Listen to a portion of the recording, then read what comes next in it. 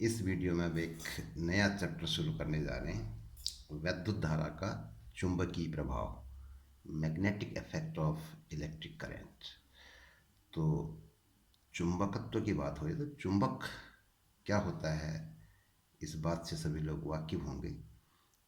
लोहे की चीज़ों को अपनी ओर को खींचता है, और एक जो सबसे महत्वपूर्ण गुण उसका होता है जिसको हमें जानना ही चाहिए, वो ये है कि कोई भी चुंबक हमेशा उत्तर दक्षिण दिशा में ठहरता है। जैसे यहाँ पे हमने चार दिशाएं दिखा रखी हैं, पूर्व, पश्चिम, उत्तर, दक्षिण।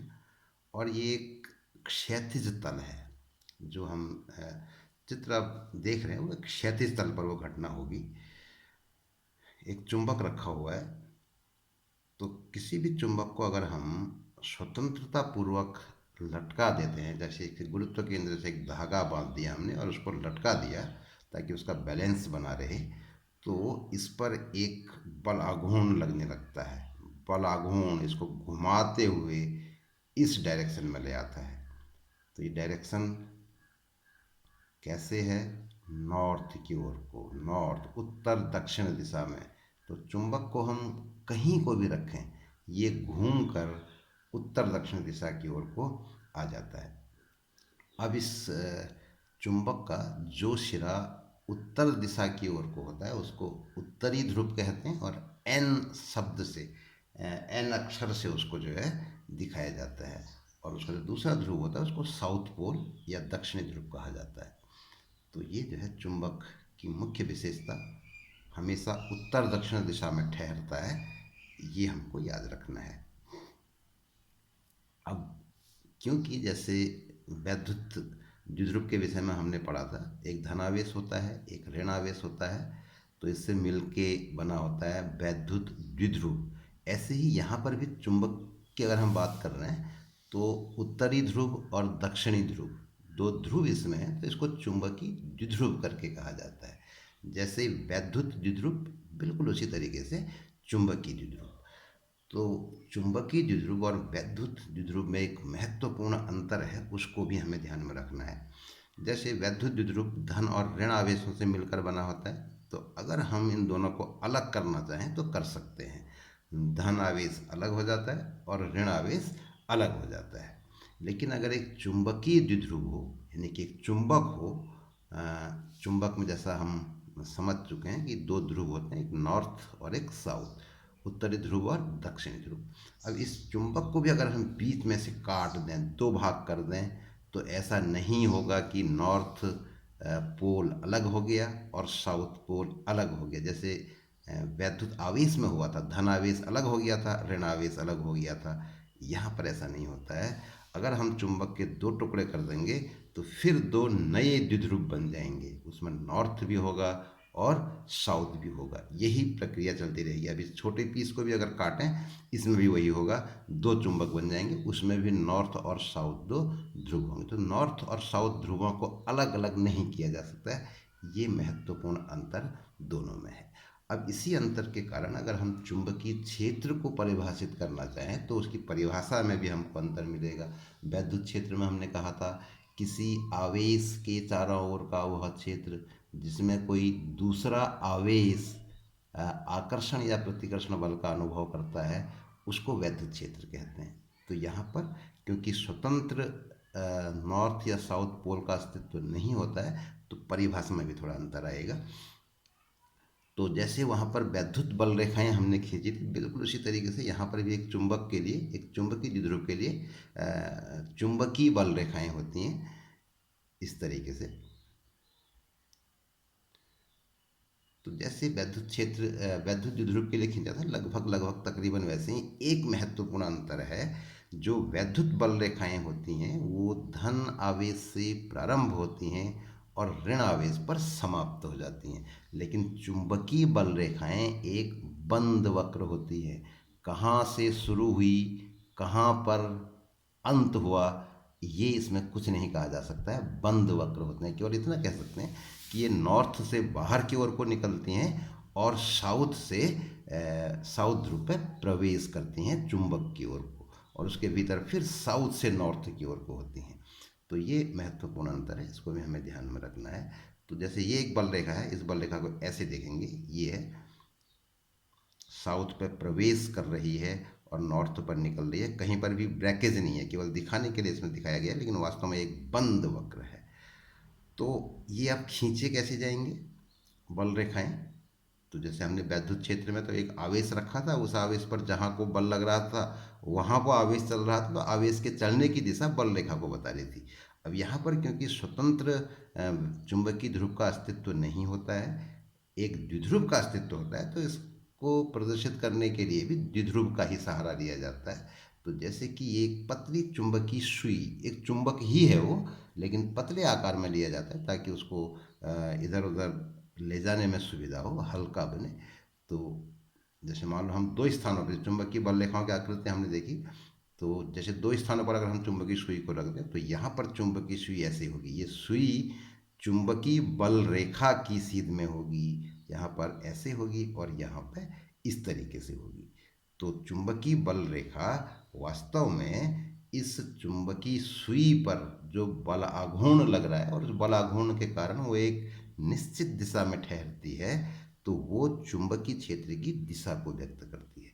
तो इस तरीके से चुंबकीय क्षेत्र को अगर हम परिभाषित करना चाहें तो इस तरह से कहेंगे, किसी चुंबक के चारों ओर का वह क्षेत्र जिसमें कोई अन्य चुंबक या चुंबकीय सुई यहाँ पर ली है एक बलाघूर्ण का अनुभव करे और इस कारण एक विशेष स्थिति में ठहर जाती है, तो उस चुंबक का चुंबकीय क्षेत्र कहलाता है। तो जहाँ तक कोई दूसरी चुंबकीय सुई एक बलाघूर्ण का अनुभव करे, वो उस चुंबक का चुंबकीय क्षेत्र कहलाएगा।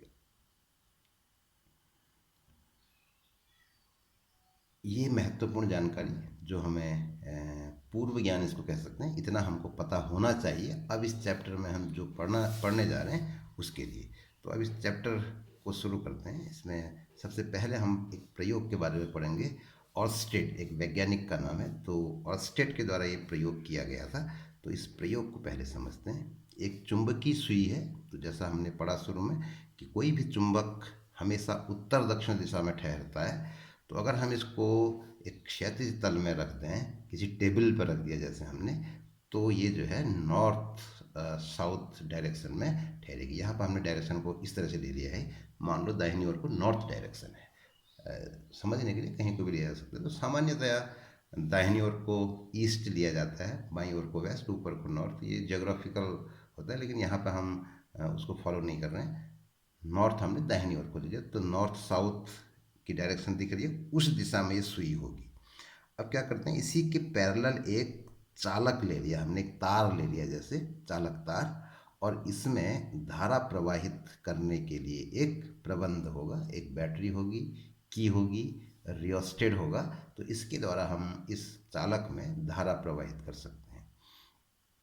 तो अब देखना है इस समय सुई कहाँ को है, उत्तर दक्षिण दिशा में है।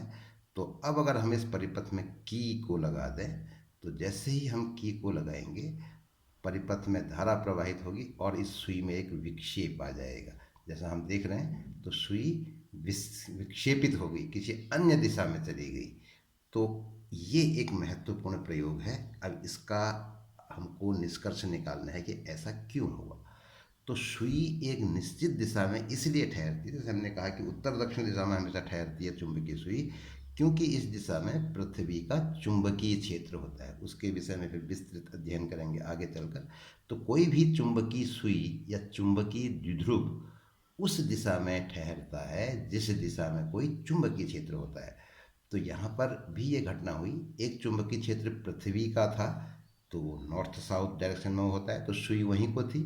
अब जैसे ही हमने तार में धारा प्रवाहित करी, सुई विक्षेपित हो गई। इसका मतलब अब जो परिणामी चुंबकीय क्षेत्र है उस दिशा में सुई चली गई। तो सीधा सीधा इसका निष्कर्ष है कि तार में धारा प्रवाहित करने से एक नया चुंबकीय क्षेत्र उत्पन्न हो गया। तो उस चुंबकीय क्षेत्र और पृथ्वी के चुंबकीय क्षेत्र का परिणामी चुंबकीय क्षेत्र इस दिशा में है जिस दिशा में ये चुंबकीय सुई ठहरी हुई है।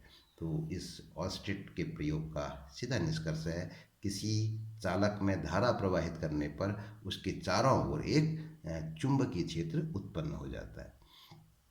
अब ये चुंबकीय क्षेत्र कितना उत्पन्न होता है, इसको बायो और सेवर्ट, ये दो वैज्ञानिकों ने मिलकर इस पर काम किया, तो उन्हीं के नाम पे इसको बायो सेवर्ट लॉ कहा जाता है।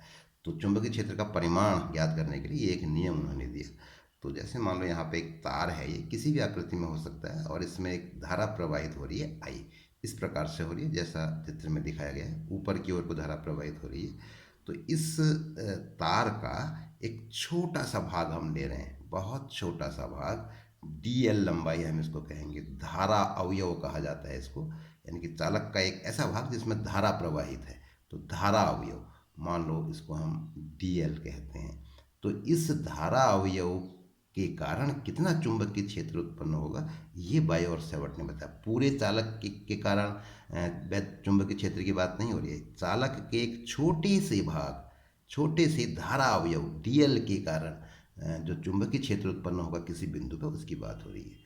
तो ये एक बिंदु है जहाँ पर इस डीएल के कारण कितना चुंबकीय क्षेत्र उत्पन्न होगा, ये हम ज्ञात कर रहे हैं, ये बताया गया बायो और सेवर्ट के द्वारा। तो ये एक बिंदु है, मान लो ये बिंदु इस धारा अवयव से, डीएल से आर दूरी पर है, और ये जो डीएल है, ये जो धारा अवयव डीएल इस दिशा में है, तो इसकी दिशा को हमने आगे बढ़ा दिया। तो मान लो डीएल और इस डीएल को बिंदु से मिलाने वाली रेखा के बीच का कोण जो है वो थीटा है। तो लघु धारा अवयव डीएल के कारण किसी बिंदु पर चुंबकीय क्षेत्र का जो परिमाण होता है, वो उसका अध्ययन किया गया बायो और सेवर्ट के द्वारा। तो देखो कितनी चीज़ों पर, कितनी चीज़ें यहाँ पर आ रही हैं।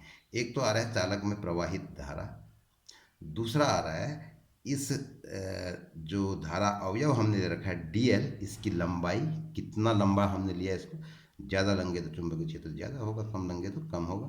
तीसरी चीज़ है इससे कितनी दूरी पर बिंदु लिया गया है, और चौथी चीज़ है ये धारा अवयव धारा अवयव को उस बिंदु से मिलाने वाली रेखा के साथ कितना कोण बना रहा है। तो ये चार चीज़ें हैं, तो इन चार चीज़ों पर निर्भर करता है। तो कैसे कैसे करता है, ये जो है बायो सेवर्ट ने अपने प्रयोग के बाद बताया। तो डीएल डीबी इसको कहा है, क्योंकि छोटे खंड डीएल के कारण चुंबकीय क्षेत्र भी छोटा ही होगा। तो डीएल आई के समानुपाती होता है, इस छोटे से धारा अवयव की लंबाई के समानुपाती होता है, साइन थीटा के समानुपाती होता है, और चौथी चीज़ इस धारा अवयव को उस बिंदु से मिलाने वाली रेखा की जो लंबाई है, यानी कि दूरी हो गई बिंदु की उस धारा अवयव से, तो उसके वर्ग के व्युत्क्रमानुपाती होता है। तो ये चार चीज़ें हैं, आई, डीएल, साइन थीटा और आर। तो इन पर कैसे कैसे निर्भर करता है वो इसमें बताया गया है। इन सारे कथनों को अगर मिला दें तो इस तरह से कह सकते हैं डीवी समानुपाती है आई डीएल साइन थीटा बटा आर स्क्वायर। अब अगर समानुपाती चिन्ह को बराबर से रिप्लेस कर दें तो मिलेगा डीवी बराबर म्यू ज़ीरो अपॉन 4 पाई, म्यू ज़ीरो बटा 4 पाई, ये कांस्टेंट है, आई डी एल साइन थीटा बटा आर स्क्वायर। तो एक समानुपाती नियतांक आ गया, जैसा हमने कूलॉम के नियम में किया था। अपनी सुविधा के लिए हमने उस नियतांक को 1/4 पाई एप्सिलॉन 0 कह दिया था। ऐसे यहाँ पर भी सुविधा के लिए इस कांस्टेंट को दूसरे कांस्टेंट्स के पदों में लिख देते हैं, म्यू ज़ीरो अपॉन 4 पाई। तो यहाँ पर म्यू ज़ीरो एक कांस्टेंट जो आ रहा है नया, इसको बोलते हैं निर्वात की चुंबकशीलता। जैसे एप्सिलॉन नॉट वहाँ पर था, उसको हमने निर्वात की वैद्युतशीलता कहा था। तो म्यू ज़ीरो को यहाँ पर क्या बोल रहे हैं, निर्वात की चुंबकशीलता। तो ये जो है एक नियम, एक सूत्र हमको प्राप्त हो गया, इसी को बायो सेवर्ट नियम कहा जाता है। अब ये तो परिमाण हो गया, अब इसकी दिशा कहाँ को होगी ये बताया गया है इस चित्र के द्वारा। जैसे एक तार दिखा रखा है हमने, सीधा तार ऊपर की ओर को, मान लो इसमें आई धारा प्रवाहित हो रही है, तो इसके कारण जो चुंबकीय बल रेखाएं होती हैं इस तरह से होती हैं, वृत्ताकार होती हैं, बिल्कुल जैसे चित्र में दिखाया है, वृत्त के आकार की हैं। ये जो है क्षैतिज तल में है रेखाएं, और ये धारा जो है वाई अक्ष की ओर को, ऊपर की ओर को बढ़ रही है। तो ये चुंबकीय बल रेखाएं वृत्ताकार आकृति में है बिल्कुल। तो यहाँ पे ये चुंबकीय बल रेखाएं दिखाई गई हैं। अब इसकी विशेषता यह है कि इन सभी चुंबकीय बल रेखाएं जो वृत्ताकार हैं, इनका जो केंद्र होगा, केंद्र तो यहाँ पर होगा बिल्कुल बीचों बीच में, जो तार जहाँ पर है तार पर स्थित होगा। इन सभी बल रेखाओं का केंद्र वृत्तीय आकार में जो है वो इस तार पर स्थित होगा, ये भी हमको ध्यान रखना है।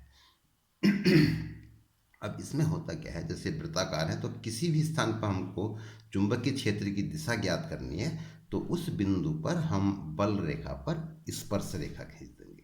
तो जैसे अगर हम यहाँ पर देखें बिल्कुल इस वाले स्थान पर, तो इसको हमें ध्यान में रखना है, वृत्त है एक ये क्षैतिज तल में, तो यहाँ पर क्या हो रहा है, ये बल रेखा ऊपर की ओर को आ रही है। यहाँ से देखें पीछे से ये है, ये आ रहा है ऊपर को आ रही है, क्षैतिज तरफ में देखना, यहाँ से दाहिनी ओर को नीचे, तो बाईं ओर ऊपर को आ रही है बल रेखा और दाहिनी ओर नीचे को जा रही है। तो यहाँ पर चुंबकीय क्षेत्र की दिशा इस स्क्रीन के तल में लंबवत ऊपर की ओर को होगी, और अगर दाहिनी ओर देखें तो स्क्रीन के तल में चुंबकीय क्षेत्र की दिशा नीचे की ओर को होगी। तो ये दो नोटेशन है, इसको भी हमें ध्यान रख रहे हैं। इसको डॉट के द्वारा दिखाया जाता है और इसको क्रॉस के द्वारा। यहाँ पर चुंबकीय क्षेत्र की दिशा ऊपर की ओर को है और यहाँ पर नीचे की ओर को है स्क्रीन के तल में। तो इस तरीके से ये जो धारा एक तार हमने लिया था, इसके बाईं ओर देखें तो ऊपर को, दाहिनी ओर देखें तो नीचे को। अब इसको समझने के लिए नियम दिए हैं। मैक्सवेल का दक्षिणावर्त पेंच का नियम एक है, दाहिने हाथ की हथेली का नियम नंबर 1 है, तो और एक दाहिने हाथ का एक और नियम है। अगर हम दाहिने हाथ को इस तरह से मोड़ें कि सारी उंगलियां तार को पकड़े रखें और अंगूठा धारा की दिशा में हो, तो फिर जो उंगलियां हमारी होती हैं एक वृत्त के रूप में होती हैं मुड़ी हुई, तो वो चुंबकीय बल रेखाओं को प्रदर्शित करते हैं। तो ये 3 नियम हैं, इन नियमों की सहायता से हम इसकी दिशा को ज्ञात कर सकते हैं। तो इन नियमों की बात हम एक अगले वीडियो में करेंगे। फिलहाल यहाँ पर हम इतने से काम चलाते हैं कि इस तार के बाईं ओर स्क्रीन के तल में अगर हम कहें तो चुंबकीय क्षेत्र ऊपर की ओर को होगा और दाहिनी ओर नीचे की ओर को होगा। तो इसका उपयोग अगर हम करें तो जो बायो सेवर्ट नियम हमने अभी पढ़ा, उसको हम वेक्टर रूप में प्रदर्शित कर सकते हैं। जैसे यहाँ तक हमने देख लिया था, डी बी बराबर μ04 I D S sine theta upon R square. इसको वेक्टर रूप में इस प्रकार से कहा जा सकता है, D V vector D V चुंबकीय क्षेत्र एक सदिश राशि है, बराबर μ0/4 आई डी एल, इसको धारा अवयव कहा गया है। तो ये भी एक सदिश राशि है। आई डी एल, ये जो दिशा है इस डी एल की, कहाँ को ये रखा गया है तो दिशा पर निर्भर है, इसलिए आई और डी एल का गुणनफल जो है वो सदिश राशि है। तो I D L cross R upon R cube 3 घात हो जाएगी, क्योंकि इसको अगर हम हल करें I D L cross R को, तो ये हो जाएगा I D L R sine theta बटा आर क्यूब। तो आर से एक आर कट जाएगा, आर स्क्वायर रह जाएगा और साइन थीटा आएगा जैसा कि ऊपर आ रहा है। तो इसको इस रूप में लिखा जा सकता है। अब यहाँ पे मेन चीज़ है वेक्टर की जो डेफिनेशन है वेक्टर गुणन की, कि इनका जो गुणनफल डी बी होगा, बी जो होगा तो डी एल और आर से बनने वाले तल के लंबवत होगा। तो जैसा हमने देखा अभी कि चुंबकीय क्षेत्र इस स्क्रीन के तल के लंबवत है, और यहाँ पर भी अगर देखें डी एल और आर से जो तल बन रहा है वो स्क्रीन का तल है, तो डी बी की दिशा स्क्रीन के तल के लंबवत होगी। वह सदिश गुणन की डेफिनेशन ऐसा कहती है, और जैसा हमने देखा था इससे पहले अभी, वास्तव में वो दिशा ऐसे ही थी।